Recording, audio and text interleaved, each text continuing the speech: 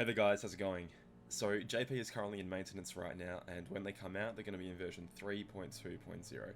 And there are definitely some things to talk about here. It's shaking the game up in a pretty significant way. It's just another way of getting stronger and stronger in this game. But of course, and in really this case more than ever before, it's tied to the whole randomness mechanic and effectively the pay to decrease your random chance. Well, pay to have more chances sort of mechanic. So in as much as free-to-play players were tolerated for the most part before, and pretty well respected at certain points during the game, it's really just utter contempt being shown towards us right now, in my opinion. By saying that there are a lot of new benefits for paying players, and not just paying players, but players that are going to pay the absolute most you possibly can pay in this game right now, which is pretty ridiculous. Basically, from my interpretation, they want to turn Dual Pack F, which in the Japanese version Dual Pack F, in our version Dual Pack E, let me just bring it up real quick, they want to turn that into like a super VIP, is my interpretation of it, so let's really quickly have a quick look. So they're calling it Dual Pack E in our version, Dual Pack F in their version, and the reason for that is because, well, A and B get the same name moniker, but that's Dual Pack C still in JP, so all the names get basically bumped down one tier from this point onwards. So anyway, whenever they refer to Dual Pack F, they're talking about this big one right here, which is the less than 15,000 joules, so less than 5 pulls on a regular time. I think you get a bonus 1,300 joules in the bonus campaign, whatever, so just over 5 pulls regularly.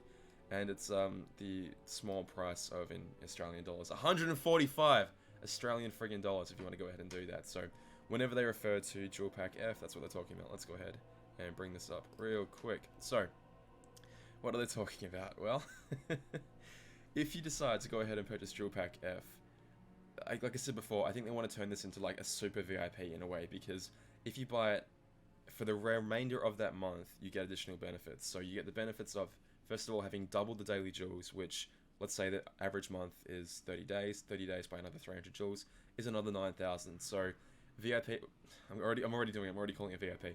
If I say that, I'm probably meaning like Super VIP, which is Dual Pack F. If you buy Dual Pack F, you're effectively going to get an additional 9,000 joules per month if you buy it on the first of the month, which is obviously what they want you to do. So that's obviously going to reset at the end of a new month. Whenever Coliseum resets, basically you lose those privileges. So they really want you to go ahead and do that on day one, first of the month.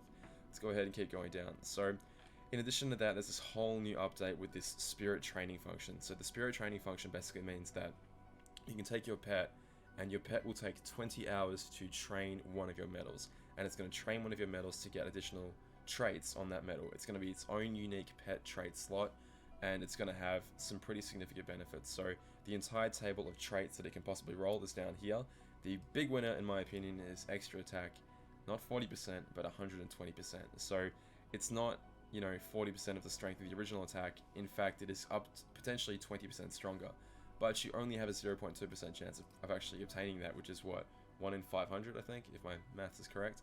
You've got a 1 in 500 chance of getting that trait on a medal, and it takes you 20 times to re-roll that trait naturally.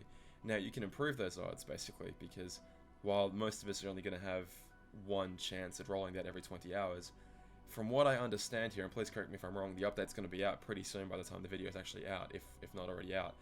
From what I understand, you can get 3 additional rolls by doing additional things. So if you buy VIP, 1 additional roll. If you buy Dual Pack F, which again is going to last the entire month, you get another roll. And if on any banner you do 5 pulls, for the next 72 hours, so from 3 whole days from the point at which you do the 5th pull, every single time you do a trait roll, you get 1 additional roll on top of that. It's so friggin' complicated, but it's all about spend, and intelligently spend. So it sounds like they want you to be regularly doing a 5-pull multi every 3 days to, spend all these joules up. So they don't want you to save joules, but they want you to buy an absolute crap load of them as well. It's, man, it's really kind of weird how predatory this game's become. I don't know, I look at this game and how much trouble it's causing them, I suppose, because the community's seldom happy. Everyone's complaining about stuff all the time, and with good reason, might I add. And they look at other games that must be raking in just absolute boatloads of cash, and the community on the whole seem pretty happy about it. I don't know, I'd say Nomura is like, no, I want to tell a story through this game, so I want to keep this game alive. And then Square is like, well, you can have this mobile game if you want, but we're going to monetize the crap out of it. I don't know, man. I don't know what's going on. I kind of wish I did, but it's just... In any case, aggressive monetization, horrifically aggressive monetization is happening. Anyway, what else can you get? So, like I said, a 1 in 500 shot of getting extra attack with 120%. Some other really cool traits here. Obviously, the big winners are, you know, if you want a raid medal, an additional 100% raid damage is pretty ridiculous. 2,000 attack is great. 1,000 defense, extra gauges +3, ground and enemy defense -20%. Now, I don't quite understand the point of this because ground enemy defense, aerial enemy defense, and extra attack can't stack. You don't get, like, if you get extra attack on your pet trait, and you already have extra attack as a trait, you don't get 3 attacks. It'll only ever have 1 extra attack coming out. That goes for grounds and aerial as well. So what this little part down the bottom here is saying is that 3 will not overlap with the existing trait system that already exists, basically. So extra attack, grounds, and aerial defense won't stack with any additional traits. So to my understanding, there's absolutely very little point in getting the aerial or defense -20%, because if you have grounds or aerial already on your medal, well then what would be the point? Because they're -60, this is only a -20, and again, correct me if I'm wrong please, but from what I understand, they do not stack whatsoever. It's not like you have -60 and then additionally -20 for an overall -80. I think it's just like, in case you didn't happen to get it on, you didn't happen to get -60 on one of your medals already, this is like a backup way of getting just a little bit of additional ground or aerial defense out of it. Like a high score challenge medal, for example, where you only have very limited rolls with it and you didn't get ground or aerial whatsoever. Every 20 hours you can potentially start rolling and rolling again and try and pick up another, you know, another 20%. So, I don't know, it's kind of interesting, but obviously the big winner here, extra attack by such a long way. And again, if you do get extra attack through this 1 in 500 shot, you may as well get rid of the extra attack if you already have one through the regular trait system, because it's not like you're going to get 3 attacks back to back, like I said before. It's the regular attack, and then either the superior version of the trait extra attack or the pet trait extra attack for 120%. Interesting stuff, interesting stuff. It's also interesting to note that you can potentially get a resist of 100% through the system, like through these ones right here, which would be kind of cool, I guess. You could have, like, if you had, I don't know, let's say 3 supportive medals, like you have a medal that doesn't need to be extra attack, like it's an override medal, for example, that doesn't need to be extra attacked. You could either have a supportive skill on that, like extra gauges, or one of the resists at 100%. That'd be pretty nice to just entirely wipe away the odds of being status through triple threat, what have you. So I don't know, I can envision a scenario in which you had one PvP Keyblade setup which had 3 different medals, each with 100%, and were this completely and utterly immune to triple threat. Wouldn't have to worry about it whatsoever, which would mean that, let's say you had that on your second Keyblade in PvP when you were going offensively, you'd be as soon as the first time you get status, let's say on turn 1, completely immune the second turn, and then going into turn 3, when you're the offensive person, you don't have to worry about that whatsoever because, well, you wouldn't have been status from the previous turn. So, yeah, if you decided to have 3 medals, each with one of these 100% resists on it, you'd be more or less immune to status throughout the entire match. It'd be kind of interesting. Definitely interesting stuff you can pull off here, but I think really the only things you're ever going to want, for the most part, are going to be that attack plus 200%, 2,000%. So plus 2,000, or extra attack 120. And again, if you get that, well then you can basically get rid of the extra attack entirely off your other medals. But yeah, interesting stuff. I don't know, it's just another one of these really aggressive monetization things. So if you don't want to wait your 20 hours, you can basically pay again some extra jewels to roll straight away. The 200 jewels on the first pop is not so bad. I would have thought, like, you know, keep that under control because you could get very carried away there very easily. But after the first time you spend 200, the price increases to 500, then 500 again, then 1,000, then 1,000, and then 2,000 from that point onwards. Which again, that's going to reset every week. So once the week ends and it goes to Monday again, that price will go back down to 200. It's like time is a monetization out the wazoo. It's ridiculous, completely ridiculous. But man, I think what they really want is for people that have, and I'm one of these people, just I'm lucky I never started paying for this game, or else I'd probably be in several $1,000s worth of debt right now, because I have very little self-control. And this is predatory. This is so predatory in this kind of thing. It's like the best setups will have the best medals with extra attack 120%, which has a 1 in 500 shot. So if you want to improve those odds to getting basically a 4 in 100, 4 in 500, what does that come down to? Like 1 in 250? No, 1 in 125. If you want to improve those odds a little bit, you just got to pay up.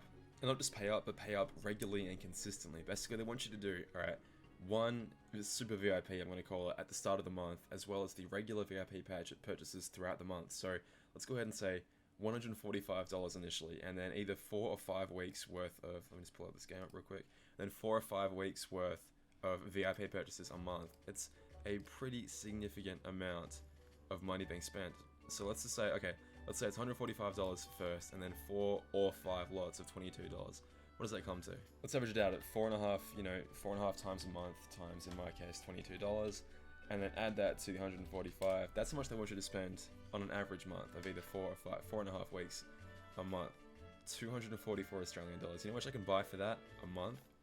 And just even in the gaming section, that's like half a PlayStation 4, half a Pro PlayStation 4 basically, or the most part of a Switch, or a significant amount of actual real games in which you get stuff, not just little nonsense medals that are, again, worthless in a couple of months most. Absolutely most. It's like, it's so awful. What is happening to this industry? I mean, I'm just really glad that I don't really care too much right now. The story's coming out, which I suppose I'm really hanging on to this game for at this point.